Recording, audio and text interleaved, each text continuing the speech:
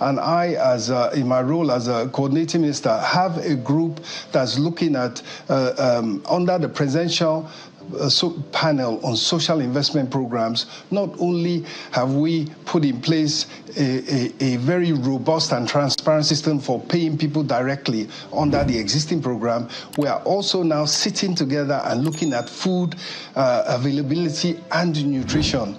And that involves not just, obviously, the Minister for Health and Social, Coordinating Minister for Social Welfare, Budget, and others. So we have a group that sits every week and focuses on providing additional food under these particular circumstances. This is why Nigerians are in trouble.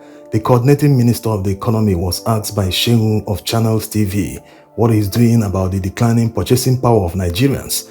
And he's talking about a committee that reviews everything periodically to provide more food. He also talked about palliatives. How in the world have no one in the committee ever thought about the main factor that causes food inflation in Nigeria?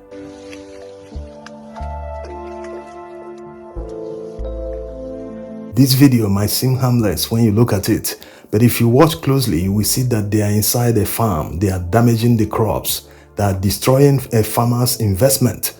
That's why fewer and fewer farmers go back to their farms in Nigeria of today. Either they are afraid of herdsmen who intentionally herd their cattle into their farms, or they are afraid of being kidnapped by kidnappers who go after defenseless farmers. Like the minister said, he wants to increase the food supply so that the price of food will come down. This is elementary economics. But how can they improve the food supply without going to the primary source of the food supply, which is farming?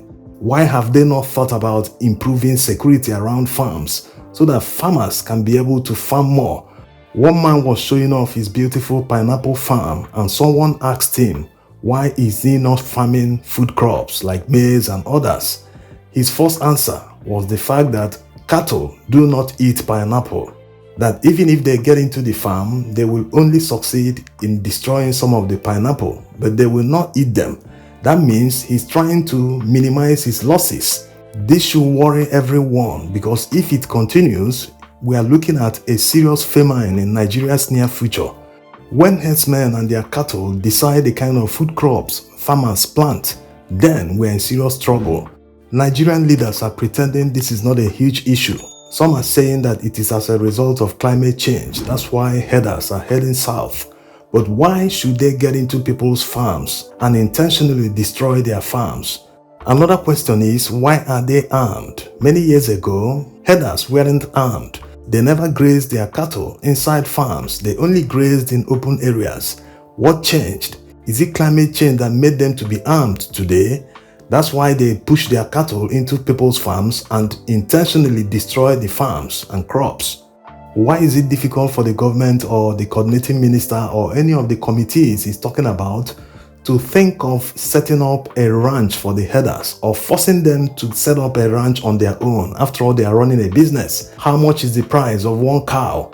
We should abolish the transportation or the trekking of herdsmen from northern part of Nigeria to the middle belt and to the southern part of Nigeria. There should be a law that will ban, you see, otherwise we cannot control the conflict between herdsmen and the farmers, and we cannot control even the cattle rustling, which is affecting us greatly. Ganduje knows this. Why hasn't he suggested this to his colleagues in power so that they can build a cattle ranch in any northern state so that they can improve their local economy where the ranch is built? They will not only be processing the meat, they will also process milk and sell the milk from the cow. They will target all the derivatives from cow.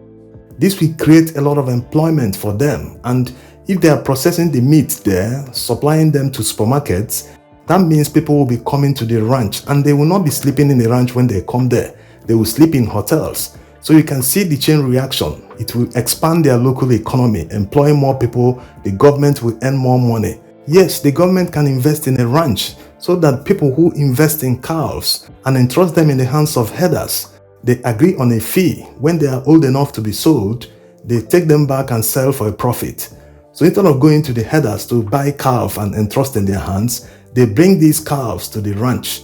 They agree on a certain amount.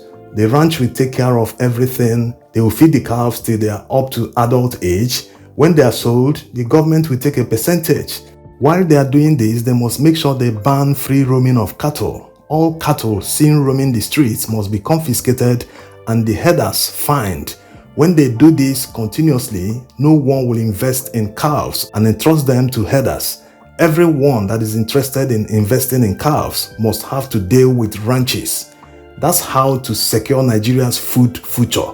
Otherwise, we are facing imminent famine.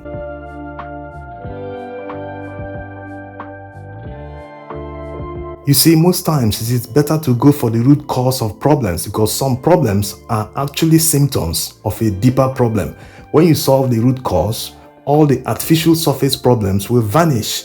Many people have talked about providing security, but how many farms are you going to secure? How many people will be needed to survey farms and go after herders to stop the clash between farmers and herders? It is better to confine them to a ranch so that they will stop disturbing farmers and destroying crops and destroying livelihoods. Most of these farmers borrow money to plant these crops. At the end of the day, they will no longer be able to repay the loans. Another thing that contributes to the high food inflation in Nigeria is the high transportation cost of food from the middle belt where these food crops are farmed to the south. We all know why the cost of transportation went up. It was as a result of the petrol subsidy removal. So what the government should do is to make sure that CNG filling stations are lined along the major highways connecting the middle belt to the south. If many of these trucks start using CNG instead of diesel, it will seriously cut down the cost of transportation by as much as 100%. This is because CNG is sold for about 200 naira per kilogram, while diesel is above 1,200 naira per liter.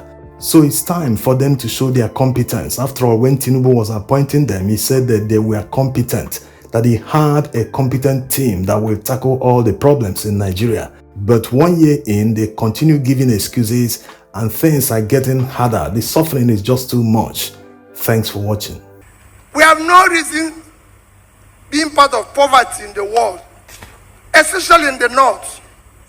The north have no reason to be poor. We make more money in this country from agriculture than we make from oil any day, anytime. Because it's happening everywhere. I read yesterday that Ukraine is giving Nigeria grain.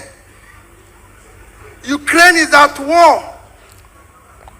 The whole of northern Nigeria is 268,000 square kilometers. Ukraine is 603,000 square kilometers. They have no reason to give us grain because we have the land. Why are they giving us grain? Because 60% of their land is cultivated, 60% of our own is uncultivated. And the people even say it's for Northeast. I might be governor of Niger State is here. Niger State can feed Nigeria. Niger State can feed Africa. Niger State is occupying 76,300 square kilometers of land. They can feed Nigeria.